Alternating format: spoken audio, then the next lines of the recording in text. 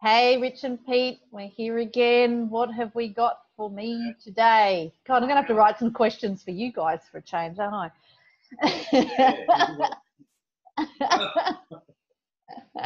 Okay, here we go. Do you ever feel that someone will tap you on the shoulder and inform you that you're in the wrong life, that you shouldn't be as happy as you are, and your life is actually back in Brisbane amongst the hustle and bustle that you have tried to escape from previously?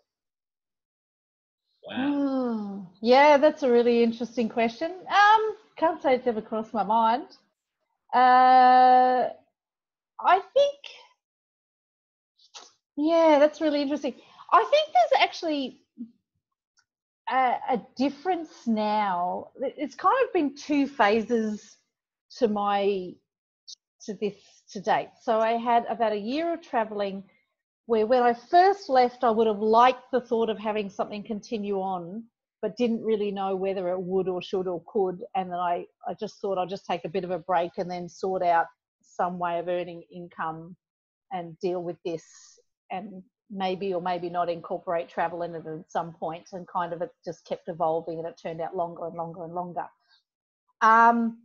And then I decided, well, I think this is cool. I'm going to go back to Australia and finish selling up everything, sort out all my affairs, and that'll be done. And that leaves me able to do what I choose to do, whatever that may look like. And I did that. And in that year, I noticed that I'm acting quite differently to what I do now. And it's things like I was more safety conscious. I was more aware that I was on I wouldn't say a holiday, but I was just on this traveling adventure. Now that it's like when I came back into the country, and I've noticed it more particularly in the last few months, now I've settled back into being here. So I got back in September. So what have I had? 6 months back on the road now in Europe. And particularly the last few months, it's like I'm a local. And whether that's partially because I'm in areas in Spain and Portugal that I've somewhat visited. Like I've never been to this town before, but I've been in this region before, and I know how to get on the bus in this area and what to look for, and the possible issues with that. You know, that just because the bus stop says it's an Elsa bus stop doesn't mean that it actually is. And luckily, checked with a local. This happened yesterday to discover the one that was coming to was actually a kilometre down the road. So just those little familiarities. So I am treating things differently, and I certainly have a feeling of pinch me. You know, am I living in a dream? When I see spectacular things, and the stuff that you say to yourself, like, oh my God, I'm sitting up a mountain overlooking an island into the Mediterranean Sea with the, you know, luxury yachts coming in. You kind of go, whew, this is big. So you have that pinch me feel, but I don't have a feel that someone's going to take it away, or I don't have a feel that it's going to stop. I don't even have a thought that will I not, you know, because I keep saying, I've been saying for a year now, I really need to find a way to earn a little bit of money to support myself. I do need a little bit of cash. And I've been saying for a year, I really need to do that. I really need to do that. I'm starting to think I really need to do that, but I keep surviving. And I keep surviving, and I keep surviving, and going, okay, well, it wasn't that pressing because I'm still here. But I don't think, I couldn't come back to Australia, couldn't afford to live there.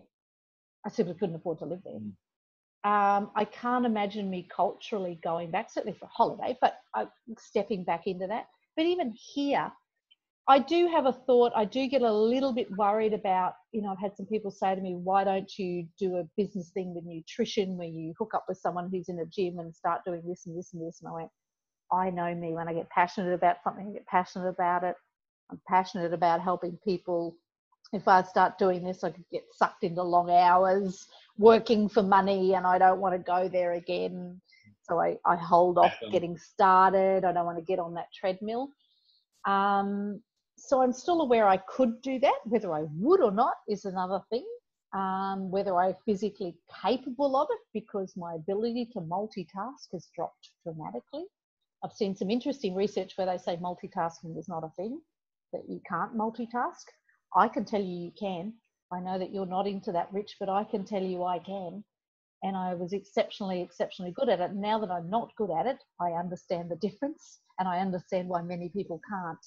But I can actually do that a lot. And now I start to struggle with that. So I don't know that I could take on the workloads that I had before, or will it stress me? So I really don't. I can't even imagine.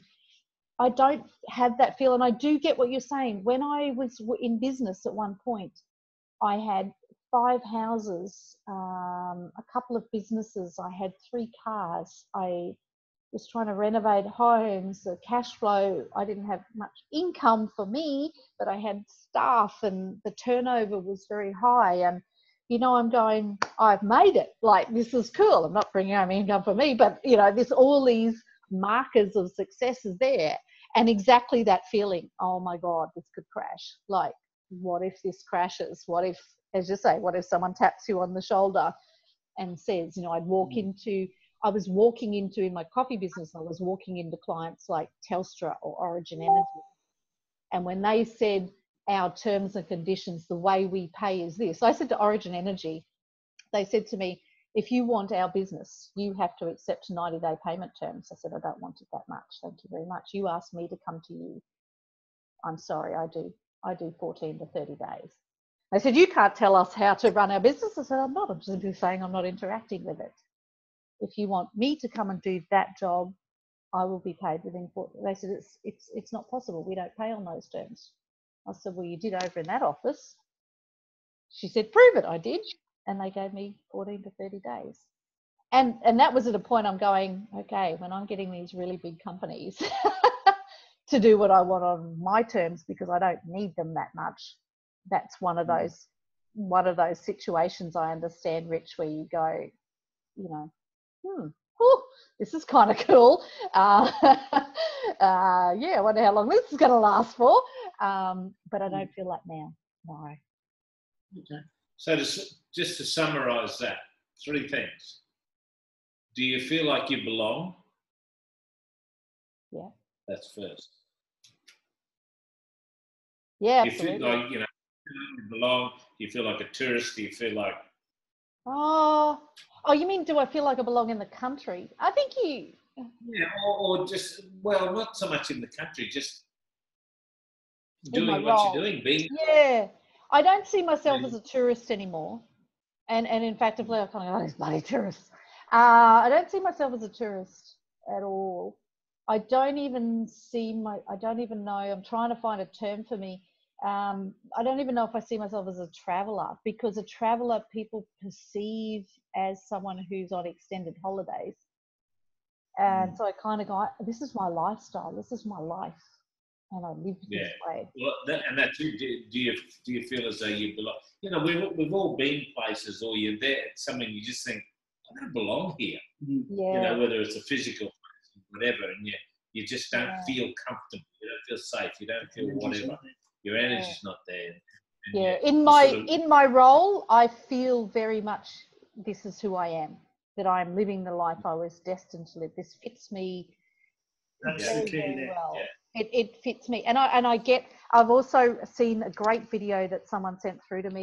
I don't know if I talked to you about it before, on being a multipotentialite. And I saw this video only 2 or 3 weeks ago, and just went, oh my God, that's me. Oh, thank God, there's a term for me. And it talks about the fact that some people never have one career, because, and it's me. It's like, you look at my background. I've got a business degree. I've got HR. I'm a nutritionist. I'm a kinesiologist. I'm an NLP practitioner. I teach English as a foreign language. I'm a pet sitter. I'm a PT. I'm an animal flow instructor. In one lifetime, I've done a million things, and I've done them all passionately, thinking, this is it. This is what I'm excitedly into right now. And I throw myself in it, and I will accomplish more in a short period of time because of the energy and enthusiasm that I throw into it. This is common to multipotentialites. That, head steam, like full on. And then you kind of go, oh, well, what's that over there? That could be good. And off we go into a different direction. And all of a sudden that's pushed to one side because we're busy focusing on this and need someone to pick up and run with that. And so that is looked down upon in our society, because our society says you should know what your career is and you should know what you're going to do for the rest of your life. And otherwise you're just an airhead and you can't focus on one thing for long. I can focus on something for a few years and then I go, and I'm still interested in it. I haven't lost interest in it. It's just that there's all these other things. And when people say to me, what do you do? What can you do to earn money?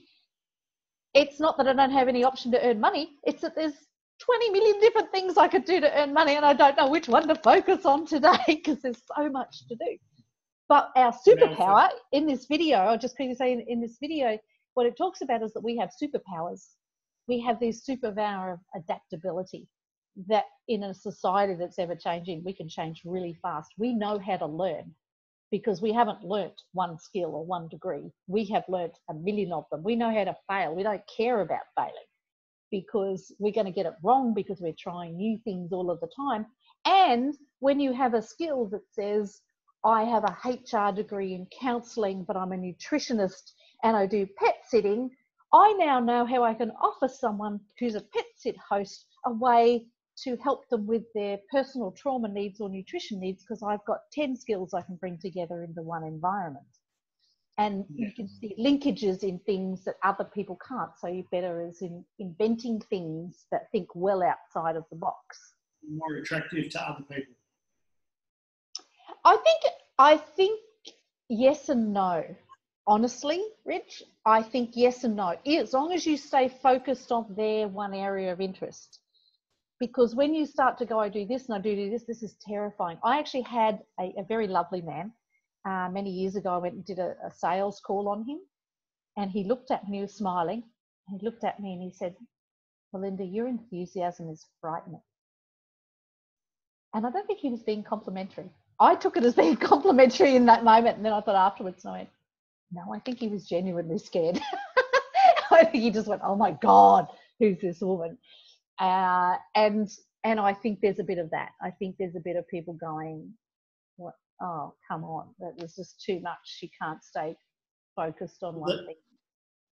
For the last 20 to 25 years, I've had a motto.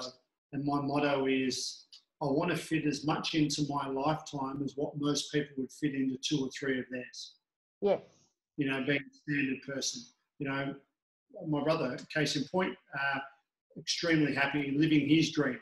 You know, been working his job for 30 years and he loves it.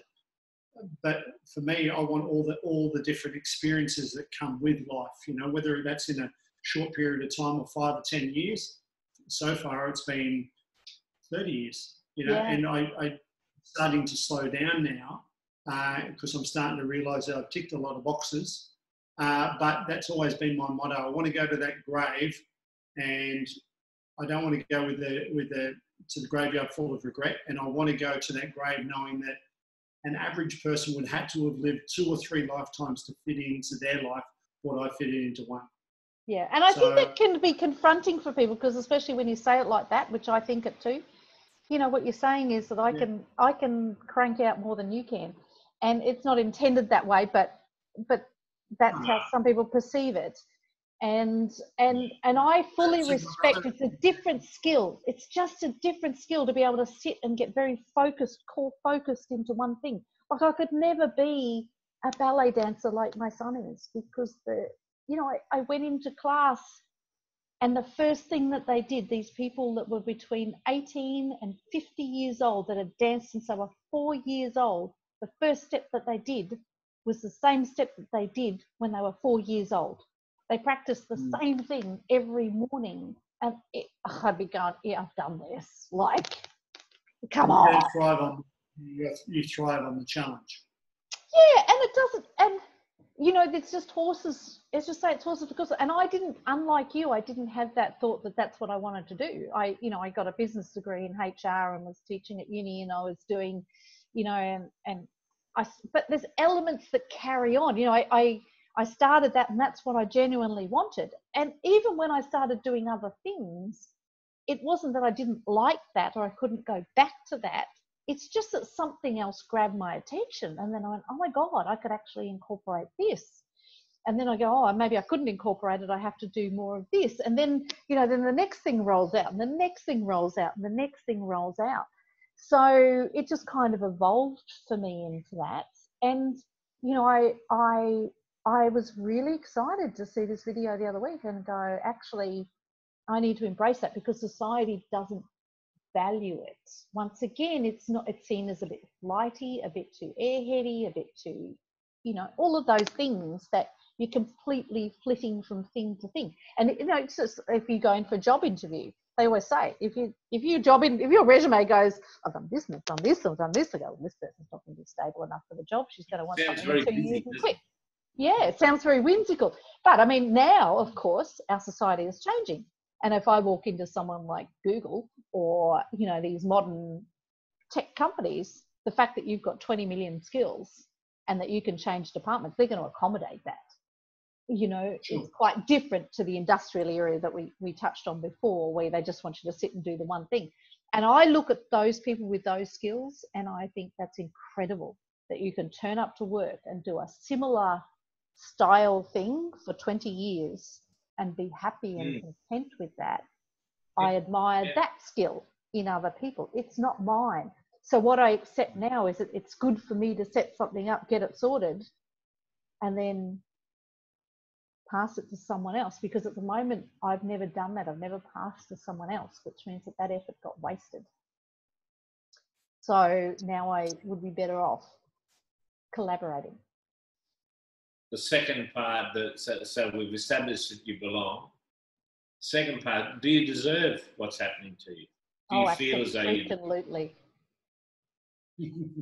Yeah. Yeah, look, I really do. And maybe if I was 20, I wouldn't say that, when in fact, we all deserve to live an amazing life, whatever we've been through before. But, when you tick a lot of boxes of, domestic and sexual abuse and a good upbringing, don't get me wrong, it wasn't a bad upbringing. I have an amazing mum and family. But, with some really big challenges that most people struggle with, physical violence and threats, and, getting married early and then divorcing and then raising a child on my own and working ridiculous hours. And, when I look back, as you say, even when I worked for other people, I was, when my son was 5 years old, I went back to work for a company I worked with before. And in the era that the internet was very, very new, and they kindly, so that I didn't have to work back after my 37.5, 40-hour week or whatever, they kindly, because I was a trusted employee, one of the only people for them to give me one of their old computers to set at home, so that then they could hook me in with the internet at night after my son went to bed at 8 o'clock and work until midnight for no money and no overtime, to assist them as an employee, because that's the sort of employee I was. Because if I'm going to do a job, I'm going to do it damn well, and I'm going to be the best employee that you have. So I was probably doing 50, 60, 70 hours a week with other people without getting any overtime. So I look back on that now and go, I don't feel 1 ounce of not working. I have paid my tax. I have paid my dues. I have paid my time. I have done everything that society expected to me. As you said, Ritch, I think I've crammed all of that of a lifetime and more of what other people have had to deal with. And so, what other people maybe can start and chill back and relax on at 70, I can do it now. I deserve to have it now, no doubt. And the only thing that I still think that I really, really deserve, and I struggle to understand why it is not happening for me, is to have a lifelong partner. I don't understand why it is. Part of me says why it's not deemed that I deserve that enough to have that, and I would like that. But I also recognise that there is a reason for that. What are you doubting that that's going to happen? I've been single for 24 years. Yeah, but forget that. Forget when you were here. It's only started from your journey. But I've been looking for a life partner for 24 years. So yeah, I mean, when you get into your 50s and you're still single, you start to go. But you're not questioning why you couldn't find someone with this crazy person running around with their head cut off. Oh, yes, because there's a lot of people who live that way and have partners. Yeah. And, you know, now I'm looking at it going, part of me goes, well, I've got more time, but a part of me is never here. And so how do I now find someone who wants to deal with the lifestyle that I have to, you know, cut down the gene pool a lot when I said it's not just about the structure of me being or not being there, but the mindset of me is that I don't want to fit in with society's rules anymore. The chances are that a male that is around in my world is also going to have that mindset. They might still be stuck at a job right now, but they're probably still going to have that mindset, or they're just going to think I'm a total lunatic. So, you know, that cuts back. Is that a decision that you think you've made, or do you think that's something subconsciously that you've reverted back to, that society dictates, in the fact that you say you want a partner because that's what society dictates is the right thing to do? You get married, you have kids, and you raise your kids, and you have a partner, and you live happily ever after. But if you've been doing this for 20, 24 years, being single, surely that has its advantages as well. And so I guess my question to you is, do you want to find a lifelong partner because it's what society dictates, or truly deep down that's what you want? It's what I want. Very much so. And I may or may not ever get married again. I don't really care about the piece of paper. But yeah, I mean, I cope very well. I'm happy, you know, and I wouldn't compromise that. That's why I haven't got a partner, because I'm not going to, you know, I've been out with some amazing men. Some of them are still my Facebook friends. We're still mates. We're still good. They are good men. But I wasn't in love with them, or something just didn't bring out the best in me, or I wasn't bringing out the best in him. I'm a fairly strong character. And if someone is not also able to withstand that and be their own person in there, I can override, and I don't want to do that. So they have to be able to stand up for themselves. So no, for me, I mean, part of me says I'll survive. It's not going to be the end of my world if I get to the end of my life and have never had a partner, but I'd be sad. Like that will be a thing I would say I would regret, because you want to share some of this stuff. You really want to share some of this stuff. You don't want to always do it on your own. You don't want to come and see this amazing site and look at it on your own. You want to be able to say to someone, do you remember when we went here last year? Do you know, like, there's all of that stuff you can't do, and it's just the simple stuff. You know, it's nice. I've actually got a couple of male friends who are just genuinely non-sexual, you know, that we kind of catch up, and I go, can I just have a hug? And you just stand and get a hug from someone.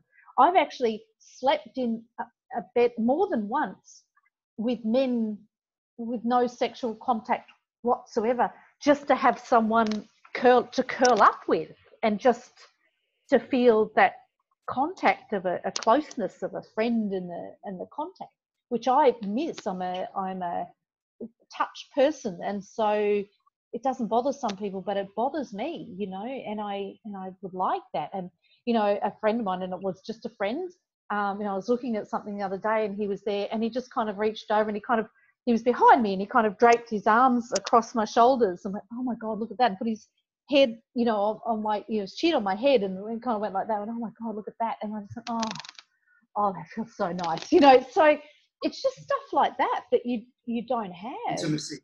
Yeah, just this intimacy of another person, and all the physical, you know, there's some things that I can never, and I had a bit of a moment over it a year ago. We're getting a little bit off topic, but a number of years ago I went to New Zealand to watch my son perform with the Royal New Zealand Opera. So it was his first professional gig. He'd done a lot of stuff while he was still studying, but this was his first professional thing. And I'm sitting watching the Royal New Zealand Opera with my son on stage, and everyone howling, you know, going, oh my God, oh my God, oh my God. And then I walked past the backstage. I was walking home, and I was just like, oh my God, you know, like, he's done this. Like, you know, he's been dancing since he was 4 years old. I've been running him everywhere since he was 4 years old. And, oh my God.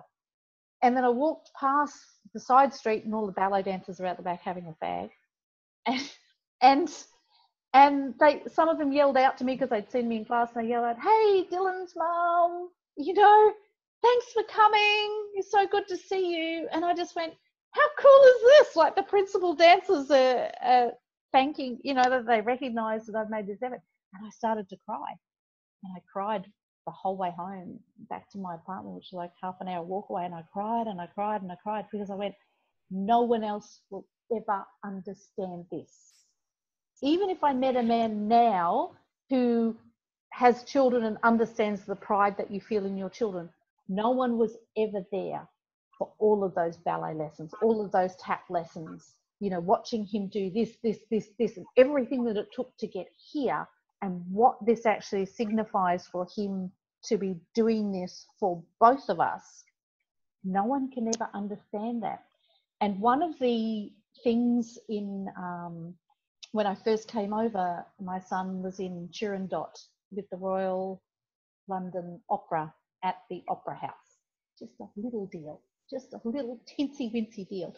As it turned out, by sheer coincidence, my adult nephew, he's only 4 years younger than me, happened to be in London and was going to that show and didn't know that Dylan was going to be in it. And we realised before, and we all got tickets together. And it was amazing. This isn't even a romantic thing. I went, in terms of a professional performance, it was the first time in my life I sat in the audience with someone I knew watching my son on stage. And he's sitting there going, because he's really into opera, I'm watching the lead opera going, oh my God, our Dylan is up on stage with him. And I went, I don't know who the hell he is, but that sounds big. And he's going, oh my God. Like, he's up on this stage. And I'm going, I know. And I mean, my nephew lives in Melbourne. We didn't grow up together. He wasn't involved in any of that. But it was just so great to have someone who knew Dylan from a baby to see that. I can never recapture that time now, that sort of stuff. But I kind of go, it'd be nice to have someone to move forward with and say, hey, do you remember that time when we hiked up that mountain and got lost? And, we fell over here and we ended up here for a few days. Remember those people that we meet? And just having that, I'd like. You're throwing that out there? You're telling us now, but are you throwing it out there to the universe? Oh, I've been throwing it out there. Yeah, I mean, no. I'm actively looking, to try and find someone. But I always have been. And I've gone through every phase. It's a completely different topic, but I've gone through every phase with people who have, it sounds condescending to say, have placated me. It's not, with all sorts of platitudes that make me roll my eyes. Like, Mel, stop looking. When you least expect it, they're going to turn up. Mel, if you're going to do this, you're going to have to look into it more. Mel, you're going to have to put it out to the universe. Have you written a list of all the things that you really want in a man? Mel, and I'm going, yeah, at different times over 24 years, I've done all of those things. I'm still single.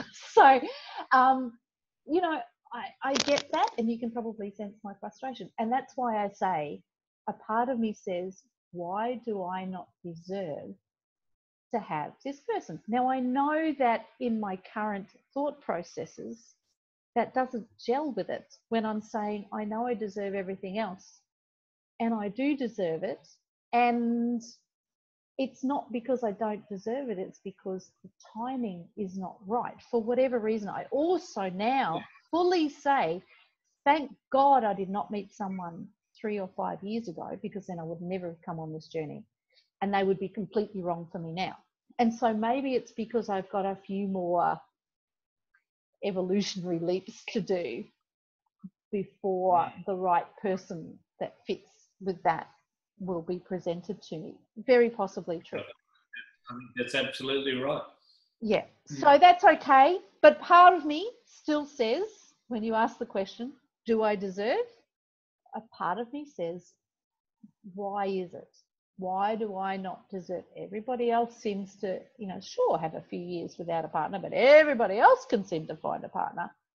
Why do I? And I have the most amazing male friends and female friends, but you know, and tremendous. We'll remind you of this conversation. We'll remind you of this At the conversation when there's two of us here and there's two of you sitting there. Yeah. We were there. When you come to the wedding. Right. She said that you would never be. That's right. What's your third prong? Third one is so you are so Do I you deserve it? belong. Do you deserve it? Yes, you do. We've established. And the third one is, are you grateful? Do you practice gratitude for? And how do you do it? I mean, what do you do? Oh, every waking moment, like seriously. Seriously, and I don't do anything except acknowledge it. Yeah, but I do, but I really actively do it, and sometimes it's verbal. Like it really is. Like something will happen, and I go, and I just look out there and go, oh, thanks for that. Like that's just, I don't know who I'm thinking or what I'm thinking. I don't care. But I go, yeah, you know. Then I meet someone, I have a great day, and I go, that was awesome. That was awesome. Thanks for that. You know, like I don't. And even if it's something little, you know, like I walk along the footpaths here and trip over, you know, I'm learning to work on the footpaths that do this and then, you know, it's all uneven ground. And, you know, I do a half trip and land properly and go, phew, that was lucky, thanks for that. All of the time. You know, I don't go, oh, I wish I hadn't tripped on that. I go, whew, that was lucky. And I took a really hard fall rushing for a train, slippery floors as they are in Portugal. And I had my backpack on. I just went bang, and I literally thunked. Like everybody turned around to look at me, and I landed on my knees, and I'm on all fours because the backpack had knocked me forward harder. So instead of stumbling, I just landed and I bashed my knees and I jolted, and I'm standing there going, okay, you know how you just got to wait for that moment for the pain to kick in. And I'm thinking, did I break anything? Did I smash a kneecap then? Like, oh my God. And I'm getting the feeling thing going, no, I think I'm all right. But I was a bit winded. And these two Italian girls come over, or Portuguese girls, this was Portugal. Portuguese girls go and said, you know, oh, are you okay? And they helped me up and they need a hand. And I went, no, actually, yes, I do. And they stood me up and, you okay? Would you like something? And I just went, no, thank you so much for stopping to help me, and in Portuguese. And you know, it's all good. And then as I left, I just went, oh, thank God I was okay. Like I was limping, I had bruising, but I just went, thank God. It was just a little thing, you know. That's my sign. Stop rushing. You know, it could have been down a set of stairs, it could have been on the escalator. Now it doesn't matter. Miss the train. It's not that important. Get your focus back on just living in the moment. Thank you very much. I remember. So that's it. It's just that all of the time. Thanks. Yep. And I acknowledge it. I acknowledge everything. It's funny you said when you said even the little things, and I think when you are grateful for the little things and the small things, that's when you know your gratitude radar is tuned in. When you can, like I was yesterday. Yesterday. I was driving over the Gateway Bridge, you know, and I got to the top, and the sun and it was coming through the clouds, and it was the end of the day. I was just finishing work, and I just sort of went, "Wow, look at that!" You know, wow, that's terrific. Yeah. You know, just something. Would you have had that when you were in your previous job before your 6 months off? No, I would have been up top of the gateway. I would have stopped. I would have jumped over. You've been so focused on getting to where you got to go. I've got to get home. And in your head, Wouldn't have even seen. Are you serious? Yeah, wouldn't have even seen. So it's only in the last 6 months that you've gone. It's really opened your eyes up because of that time off, that you've been able to see the appreciation. Absolutely, and I've always been a person that's been grateful for things. But when you're going through stuff, and when you're up to here with everything, the last thing you're going to do is those little things. When you see something like that, a sunrise, a sunset, that's the last thing you think about. Your radar's gone. You're still at the same. You don't notice it. You don't notice it half the time because you're so busy thinking, right, when I get home, I have to do this, I've got to get that done, I've got to get that done. So, you're not even looking out there for starters. And then when you do see it, you go, oh, that's pretty. Oh, crap, must remember to ring, you know. Yeah, that's right. That's it. It's gone. That's it. As opposed to going, oh my God. I have to say a little bit for me, because I was really, really short on money for a very, very, very long time, especially when my husband and I separated. I was scraping my backside to survive. Like, it was tough. And I was concerned. You know, I had a 2-year-old child who was sick a bit, and I couldn't buy all the flash things that everybody else had and all of that sort of stuff. And I used to say to him, you know, wow, look at the moon. And I just went, you know, it's important for him to see the thing. It's all I could offer him. I couldn't buy him something flash. So, my God, look at the sunset, look at the sunrise, look at the sunset, look at the moon. Isn't this pretty? You know, look at the pretty trees, look at the flowers, you know, and look at the birds. And I forced him to look at it because I wanted him to have something pretty and something to have around. What's really cool about that is, and I always said that it didn't matter how much money we had or otherwise, he always had that. And I remember, and I'll just try and say it without crying, it was really tough when he moved to New Zealand. You know, 17-year-old, 2 months after his 17th birthday, he moved to New Zealand to study. And suddenly I'm a single mum whose whole world has revolved around raising this child, to going, house is empty. It's quiet. And so I'm just going to have to take a breath here. And so one day he sent me a message, and all it said was, hey, Mum, not sure if you can see it. Look at the moon. And he was in New Zealand. And then you go, I'm seeing the same moon. And I looked out and I went outside and said, yeah, I can see it. It's really cool. I can see it. And he's there looking at the moon that I'm looking at, going, that's cool. Yeah, that's cool. Together again. It's together again. It bonded with something that costs nothing. Absolutely nothing, that no one can take away from you. It doesn't matter. If you can see a beautiful sunset. And it doesn't matter if it's the same one. You know, when we're on different continents, sometimes I would just send him a photo of a Brisbane sunset or a Brisbane sunrise. He would send something to me, you know, or check out this kitten I saw in the street, Mum, you know. And he notices. Oh, thank God he notices. And I notice when I send him stuff. You know, we're not normally sending each other pictures of a flash car. I don't think we've ever done it. So, you know, there was an element of that there through poverty that came out, and now it's self-induced poverty, I suppose. You know, there's this wondrousness, this wow, you know, that you go, wow, how lucky am I? Self-induced poverty or not, Mel, I believe that you're probably happier than most of the people that I know. So money won't buy you happiness. That proves that point. I'm rich beyond means. And honest to God, I think I might have said to you previously that, you know, I've had these discussions with people who got a little bit confronted with me saying I've got a great life, and they're going, yeah, but we have a great life too. We love our career, all of those things. And I said to them, you know, if someone handed you $5 million tomorrow, would you still do it? No. If someone handed me $5 million tomorrow and said, no, you've got to give up your life, I'd say keep it. Seriously. I do not, and this is part of my resistance to even trying to look for paid work. Even though it's not about the amount of money, I need a little bit of money. It's that it sucks back in to those things, and I don't think I'll get sucked back in. But it's like, I don't want to risk giving up this right now. You know, I don't want to even risk it.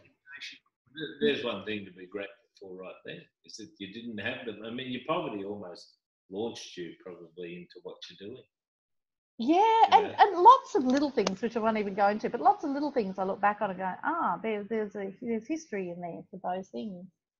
And I have been there when people say, oh yes, but you know, it's easy to say you don't want money when you've got it. You know, you've got to have your basic needs covered. And I've gone, I've done that. You know, I did have the nice little Beamer and the houses and the investment houses, and I wasn't wealthy by wealthy people's standards, but you know, I wasn't scratching around. I think at one point I went, if I just sell off everything today, I'm a millionaire. You know, having come from at that time, I think it was 12 or 15 years where I was sleeping on the floor for 2 years, I went, I've done all right. I did that myself, raising a child on my own with no financial support. Okay, you know, I've done that. As you say, Ritch, a bit of that, tick that box. I wasn't unhappy. I wasn't unhappy. I thrived on the challenge of it and those sorts of things. I wasn't unhappy, you know, with that. But it's not like this, and I don't want it back. And I know that it doesn't equate to this happy. And this happy is about people who have nothing won't be this happy if they feel they need to be rich. Yeah, good point. It's about your perception. Now I'm going, I don't need that. I am happier now. I don't need it. So I think we might wrap it up there, Mel. That's a pretty outstanding answer to a pretty outstanding question. That three-pronged question was a cracker. That was probably the best of the night, and probably a really good note to leave it on. So thank you so much for your time. no worries at all, guys. See you later. Thanks, Mel.